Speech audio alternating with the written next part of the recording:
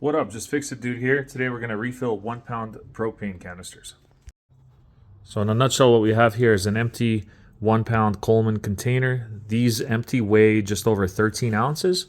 Then we have a 20 pound to 1 pound adapter that you can buy on Amazon for about 20 bucks.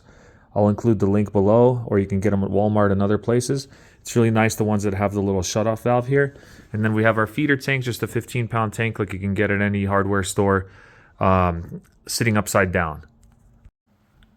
Before you hook this all up, it's a good idea to put this in the freezer for about 15 or 20 minutes, as that is going to help the propane gas that is built up inside the can to revert back to liquid, at least some of it. It won't be perfect because liquid propane doesn't turn fully liquid until it hits negative 44 degrees. But the colder you get this can, the more of that gas will become liquid, which is going to relieve some of the pressure that's going to be fighting your filling efforts. As you go to fill these things, you're going to see that you're not able to fill this tank fully right away because you will have a buildup of propane gas and air. And so on these Coleman tanks, you have a little Schrader valve right here, which you can access with just a pair of like needle nose pliers. You just pull it up and release the excess gas. And what I've noticed is that with a couple of bleeding outs of the tank, you're able to get a full pound into it. So let me show you how this works real quick. So we've bled out all the excess air out of the tank. It's cold, it's hooked up. Our supply side on the feeder tank is open, and we're just gonna flip the switch right here.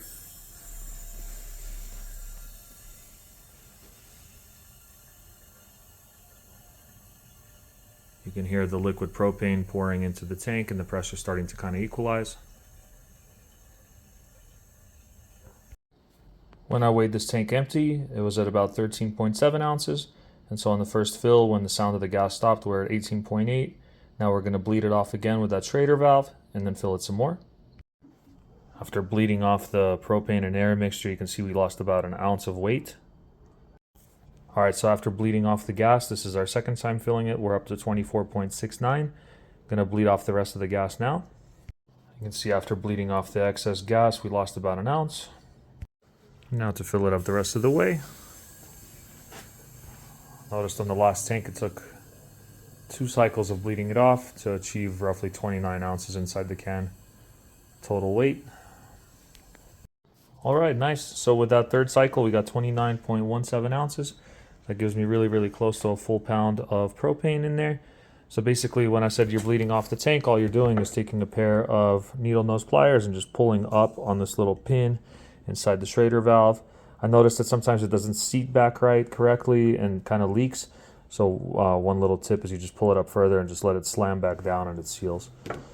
Like I said, they do sell refillable, like intentionally refillable containers. They cost about $15 to $20 a piece and are about twice the weight of these Coleman ones. The idea being that they're just a little bit more durable and maybe a little bit safer for the long haul. But hey man, with these things costing $5 to $6 a piece, being able to refill them for about $1.45, $1.50 seems like a good deal to me. Like and subscribe for more tips like this, ways to save money and fix things yourself. Thanks.